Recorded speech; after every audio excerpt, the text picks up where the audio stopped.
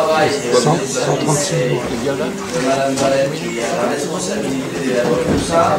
À un moment, ça ne paraît pas, parce que là tout ça est calé, à un moment où nous n'avons pas encore terminé les discussions avec le pacte financier de nos petits camarades des compromis. Donc il y a à la marge, sans doute, même si les taux sont ceux que vous a présentés, encore quelques modifications, mais d'une manière générale, c'est un travail gigantesque et chronophage, comme je l'ai dit à plusieurs reprises. Donc merci à vous, madame, et à l'ensemble de vos collaborateurs, sans oublier le directeur général des services et les adjoints, puisque tous ces arbitrages ont fait l'objet de multiples réunions de cadrage et d'arbitrage qui se sont passées avec l'ensemble des personnes intéressées par le budget, et il y en a pour des heures et des heures. Voilà. Alors, sans plus tarder, je préfère ouvrir la discussion et répondre à vos questions éventuelles. Mais ne vous forcez pas si vous n'avez pas de questions. Allez, qui souhaite prendre la parole, le premier ou la première? C'est monsieur Eric. Oui. Allez-y. Merci pour cette présentation. Excuse-moi, il y a une chose que je voulais dire pour répondre à une question qui n'est pas encore posée. On mettra tout ça en ligne. Comme ça, tout le monde pourra le voir. On est bien d'accord. Avec les données du dernier compte administratif approuvé. Mais quand il sera approuvé. Non. Avec les derniers du compte administratif approuvé. Peut-être que, voilà.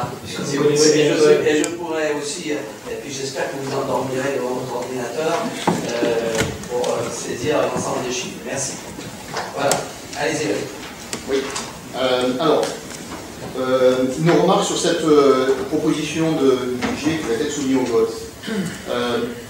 Nous notons les efforts qui ont été réalisés pour limiter l'augmentation des taux, et nous notons et nous apprécions. Nous comprenons la complexité induite par la création subie de la communauté d'agglomération. Nous apprécions le faible endettement de la ville. Maintenant, nous regrettons le choix de conserver le CHML qui, après 450, on en a parlé la dernière fois, qui après 450 kilos d'investissement, on a de nouveau 1 million d'euros qui sont inscrits au budget. Nous ne percevons pas en fait l'intérêt de la dépense. Ensuite, nous pensons qu'on pourrait avoir notamment une plus grande coopération avec le MEDIL sur la partie infrastructure. Le MEDIL a ses propres infrastructures qui sont très importantes depuis la taille de leur ville. Nous parlons de besoins supplémentaires et nous pensons qu'il pourrait y avoir une plus grande coopération. Il ne s'agit pas de leur dicter quelque chose, mais je pense qu'on peut avoir des intérêts communs là-dessus. Ensuite, on a une hypothèse de stagnation des effectifs au niveau des personnels municipaux, pardon. Et on a néanmoins on peut imaginer qu'on va avoir une augmentation des effectifs de la communauté d'agglomération. Nous comprenons en fait que ces changements se prennent du temps, c'est-à-dire que ce n'est pas forcément cette année que tous les changements vont se faire, mais on souhaiterait que l'augmentation des effectifs côté communauté d'agglomération entraîne une diminution des effectifs côté municipal. Ensuite, concernant les investissements qui sont prévus sur l'écurie de l'avenue Béranger, on va avoir des frais de remise en état de la toiture, mais on ne perçoit pas en fait l'intérêt. Alors, si c'est nécessaire, c'est nécessaire. Il ne s'agit pas de dire qu'on a un patrimoine, on n'entretient pas. Par contre, on ne voit pas l'intérêt que l'on ait qu'à la ville d'avoir cette écurie.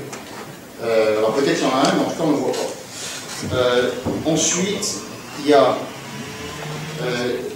pour ce qui est des outils qui nous aideraient à comprendre quels sont les besoins des citoyens, on aurait souhaité, ou on souhaiterait, ce n'est pas des trucs qui sont très chers, mais qu'il y ait une prise en compte. une prise en considération de solutions de démocratie directe qui permettraient notamment de faciliter des arbitrages, mais il y a, je pense, beaucoup d'intérêt dans ce type d'outil. Ensuite, l'absence de présentation de l'information suite à l'organisation de l'audit, on en a pas mal parlé, on a eu beaucoup de questions à ce sujet, on aimerait qu'il puisse y avoir des conséquences directes sur les lignes budgétaires en disant voilà ce qui a été observé, voilà ce qui va se produire. Donc nous pensons en fait que les efforts réalisés par la commune révèlent en fait on est plus dans une stratégie de coup de rabot plutôt que dans une stratégie de rupture. C'est-à-dire qu'on sait qu'on va devoir de toute manière collectivement, on a globalement un État qui dépense trop, donc l'État c'est pas que la commune, mais on sait que collectivement il va falloir qu'on dépense moins. Et donc on pense qu'aujourd'hui on fait beaucoup d'efforts qui sont notables, mais par contre on n'a pas arbitré pour savoir qu'est-ce que l'on faisait hier et qu'est-ce qu'on ne fera plus demain.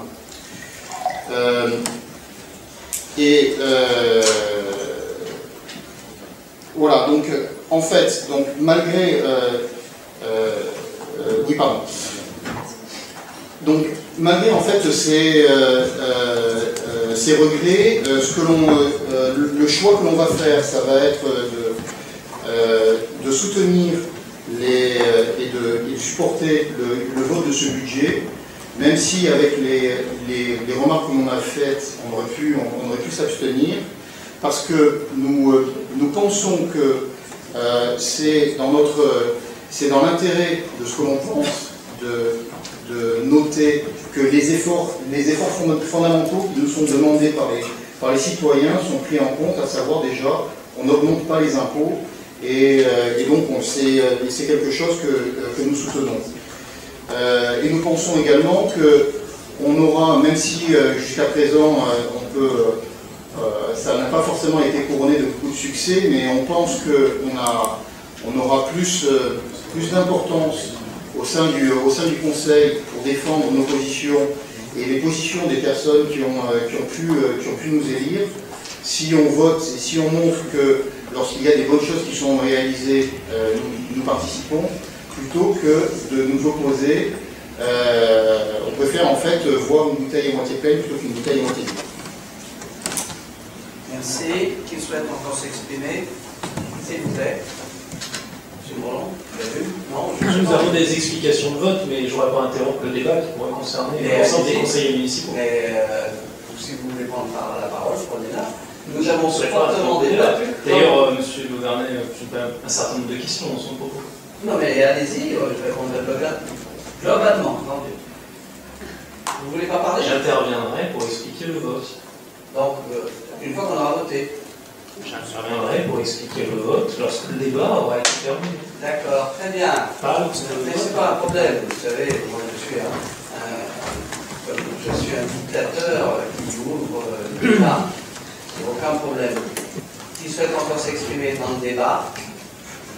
Voilà. Une question par rapport à la section investissement. Donc une enveloppe est prévue pour les travaux d'investissement. Une certaine liste de projets a été envisagée.